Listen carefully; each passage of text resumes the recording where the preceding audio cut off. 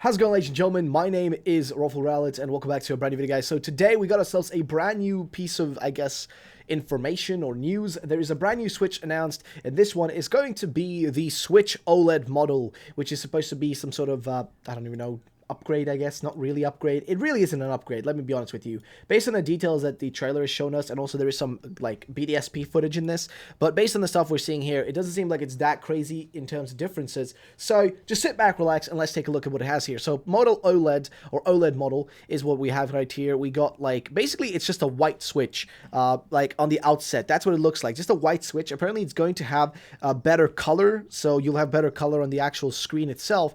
I don't know if that's going to translate over to when it's docked as well. I'm hoping it does have, like, at least a better battery, but beyond that, there is no 4K support. There is no, like, you know, massive, like, update in terms of, I guess, the graphics card, as far as I can tell. Again, we'll have to see what they say here. So 7-inch OLED screen. They continue on, so it is an OLED screen, which, fair enough, like, that will be different for some people. But yeah, people just already down here are like, kind of just memeing on it. Like, if you're buying a Switch, right, I would say, like, if you're buying a first-time Switch, then this is fair enough, but beyond that, it doesn't seem to make, like, making a difference. And also right here, we get to see what the text looks like in Bdsp, by the way. We got to see what that looks like. You encountered a wild weasel, and we have a weasel, and we have our character right there, and the graphics look a little bit different. It looks a little brighter here, doesn't it? It looks a lot brighter than what we saw previously, which, that's interesting. So we got some information from Bdsp from this, which is always useful. Always appreciate when we get that sort of stuff. They continue on, though, and we see the Pokeball being thrown out. The animation for that, it looks clean. We've seen that before. It is pretty clean. I mean, it's that. Wide adjustable stand. That's actually a pretty good thing, okay? The adjustable stand, I noticed that when I was playing this, when I was trying to play Overcooked 2 with my girlfriend. We could barely just, like, even put it anywhere because it would just fall because the stand was just not large enough. So that's a useful thing, and I don't know, I mean, if this thing is moddable, then I might get one of these, but otherwise I'm not getting another Switch, unless it's a moddable one. Enhanced audio, which I don't see the purpose in that personally. Like, I don't really use the audio that much, so I don't really know if that's really worth it. But I guess the larger screen is useful, I'm guessing, you know what I mean? Like, because it's, what, 7 inches? I guess that is more useful and better. And then we have the dock, which is a white dock, so that's wow, okay, that's a bit strange. And they made a wired LAN port, which, okay, that is actually useful. That, again, that is useful. I will be honest, that is useful. Because we definitely needed that, and I'll be honest, I hated having to use Wi-Fi because it would take me forever to download stuff. See, this is the thing. This is the sort of console that, like, as a content creator, I might get because it would just make some parts of my life a bit easier, for content creation, and, that's it. But I feel like as a consumer, it just isn't worth it, really. It just doesn't, I don't know. Do you guys feel like, let me know in the comment section down below, do you feel like it offers enough here? Because based on what I'm seeing, it doesn't seem to offer as much, as you might want. I don't know. Doesn't feel like it. Does not feel like it offers as much as you'd want. And also, like, I'm guessing you can still connect your normal, like, Joy-Cons and stuff and like all that. But then also, are the Joy-Cons like they normally use? Will they fit on it? I'm guessing yes. Available October 8th. So game system DLC, Nintendo Switch Online membership, some accessories sold separately. Nintendo Switch Lite plays all games that support handheld mode. Which I'm not sure what that means. Is there going to be an OLED version of the Nintendo Switch Lite as well? Like, what's the difference? I don't know. I mean, to be honest, it just doesn't feel like this is worth it. Like, what kind of I mean, I guess it's some form of revision, but, like, yes and no, right? That's what I'm feeling. It just doesn't feel like it's doing enough. That's at least the way I feel about it.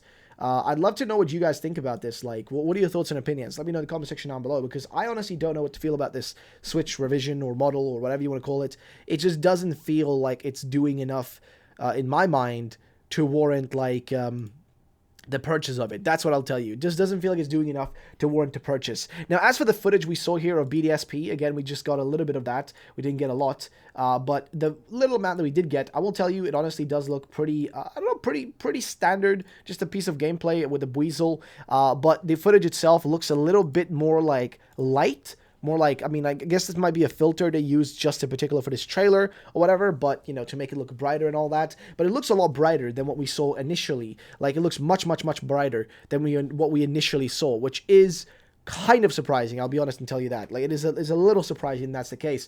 I, again, don't know. would you guys, like, do you notice anything here that I don't notice? Maybe you see something in the gameplay you notice. I think the main character is still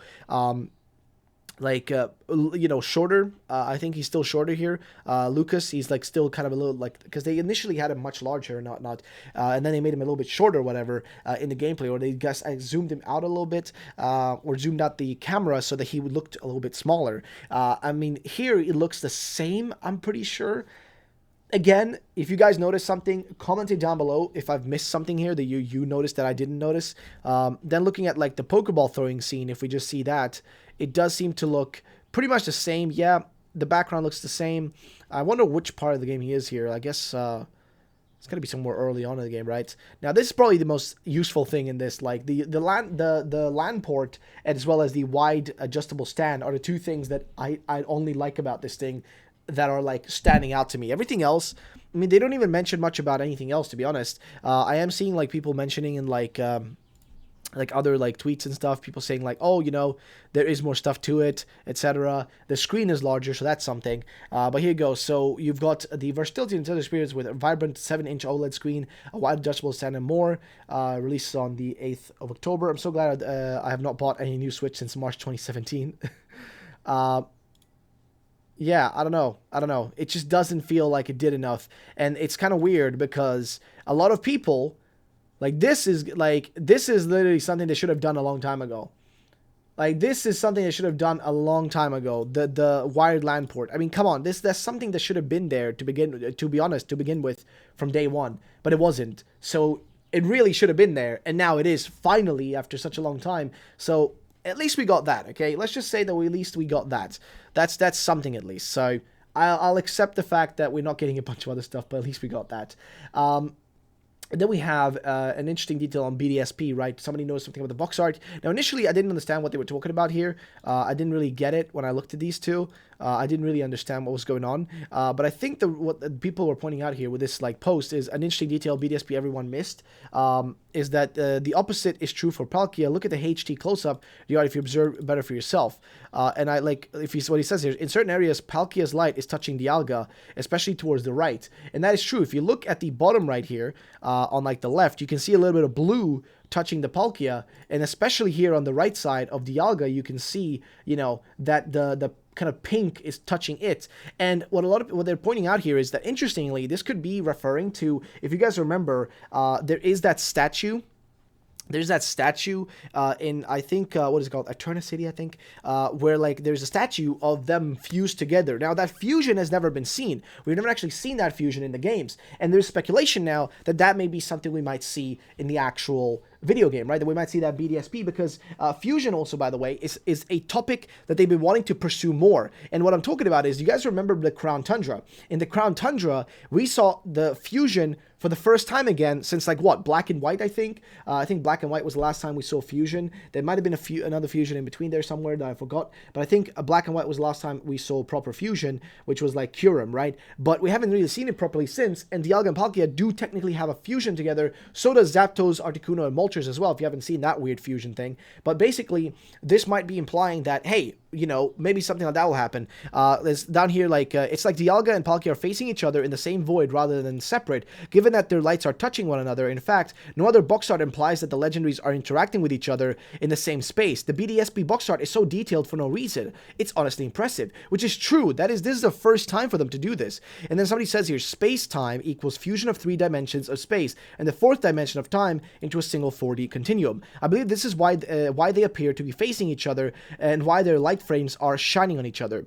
That's what I was thinking as well. For a game with questionable graphics and style, the box art is probably the most detailed one in the history of Pokemon. Contrary, Legends Arceus has breathtaking graphics from what we've seen so far, but the box art cover is pretty cartoony, so I feel something's up with the two games.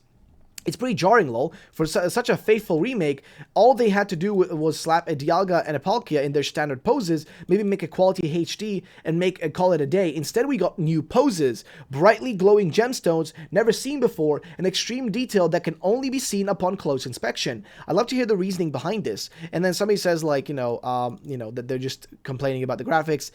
But yeah, it's like, it's strange. It's really strange because this is like definitely an interesting theory and an interesting speculation, as this is definitely different from what they usually do, right? This definitely goes against what they've normally done with these, like, you know, these box arts. This is just different. This is genuinely just different. This is not the standard, you know. And also we have some more details about the Switch, by the way. But this is, again, like I'm saying, it goes against the standard of what they do, right? This goes against the standard of what they do. Next up, somebody here is trying to like point out some details about, I guess, the Switch. Here's the comparative table between the three Nintendo Switches. Column 1, Nintendo Switch OLED, Standard, and Switch Lite. And then, like, the differences between them, I guess. You've got the resolution, which is pretty much the same between all of them. That hasn't changed, with only the difference being the 7 inches versus the 6.2 inches, right? Then we have, like, you know, the points. I'm not really sure what that is. I guess the weight, which is going to be, you know, a bit more heavy. And then here we're talking about the, I guess, the battery. So it can last like same amount of time, it seems like. You know, seems like that's going to be the case. And then of course the same stuff here, like what they support the same stuff. And same thing here, like, you know, they have the same thing for the you know, the Joy-Cons, and only difference here is you have the Ethernet, you know, port, and that's about it. But it's still HDMI and all that. There's no other differences there. So for the most part, they're pretty much the same. There's no crazy differences there. So yeah, ladies and gentlemen, that's pretty much it for myself in regards to this. What do you guys think about the new Nintendo Switch? What do you think about the connection and possibly a fusion of Dialga and Palkia in Pokemon Bdsp? Let me know in the comment section down below. I'll see you the next time. Peace out and bye-bye, ladies and gentlemen.